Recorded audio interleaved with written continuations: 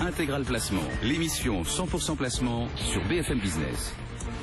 Alors la valeur du jour, la valeur dont on va parler maintenant pendant quelques minutes, elle n'est pas sur le CAC 40, mais hors CAC 40, c'est Iliad, maison mère de Free, qui se replie. Depuis quelques jours d'ailleurs, on va en parler avec Frédéric Rosier qui est avec nous au téléphone. Frédéric, bonjour. Bonjour. Conseiller de gestion chez Mescart Gestion Privée, avec ce fameux feuilleton donc amorcé en fin de semaine dernière, Frédéric, concernant l'éventuel rachat de T-Mobile US par Free. On voit que le titre Free depuis ne fait pas vraiment des étincelles, moins 7%.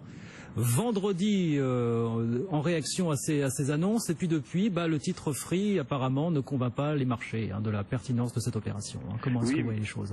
Les choses ont quand même considérablement évolué la nuit dernière, puisque Sprint sortirait du jeu du rachat de T-Mobile d'après un article qui a été publié pendant la nuit. Il y aura une conférence de presse de Sprint aujourd'hui prévue a priori, peut-être pour le confirmer, mais effectivement on parle toujours un petit peu au conditionnel ce matin.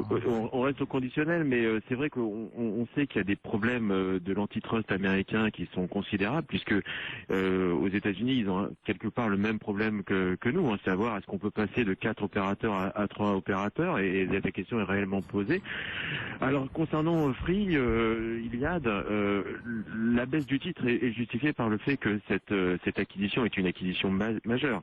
On parle quand même d'une société aujourd'hui qui fait grosso modo le double, plus du double d'Iliad, donc la capacité d'Iliad à absorber cette société sans dommage, c'est pas évident.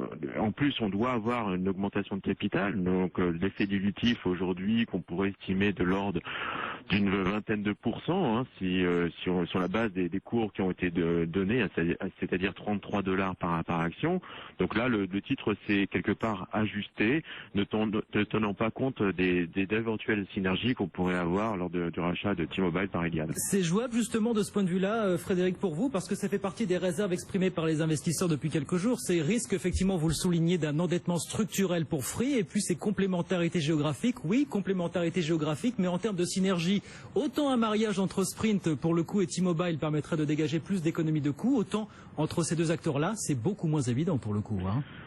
Je regardais un peu est-ce que le modèle finalement Free est exportable sur T-Mobile. Alors, lorsqu'on regarde un peu les dépenses d'investissement de T-Mobile ces dernières années, les budgets publicitaires, on sait que les capacités de Free finalement, c'est d'avoir des dépenses publicitaires très très réduites par un effet d'annonce qui est relayé par la presse notamment. Donc on peut imaginer que ces budgets qui sont de l'ordre de 600-700 millions de dollars pourraient être coupés assez rapidement.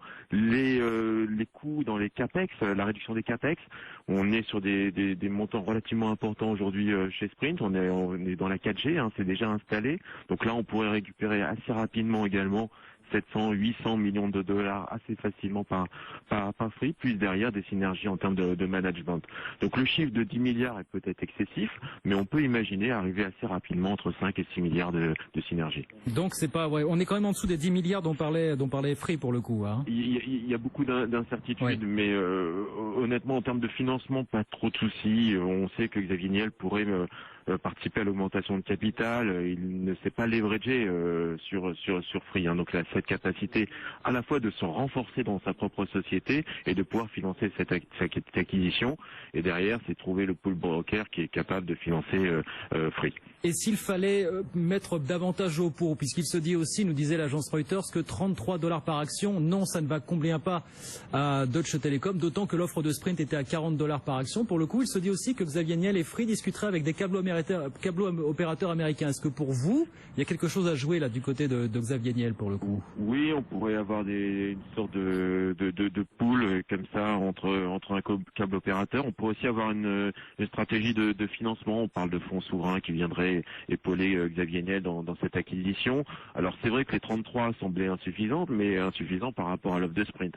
Sprint étant a priori hors jeu d'après la presse américaine, est-ce que les 33 finalement c'est pas le bon prix? Donc oui, il va peut-être avoir une surenchère, mais à combien? 34, 35 $. Je suis pas sûr qu'on aille s'aligner sur les 40 qui avaient été évoqués pour Sprint. Bon, je sens votre discours que c'est parfaitement jouable, globalement, Frédéric, dans cette histoire. Oui, au départ, c'était un peu effrayé. Bien qu'on a vu ça.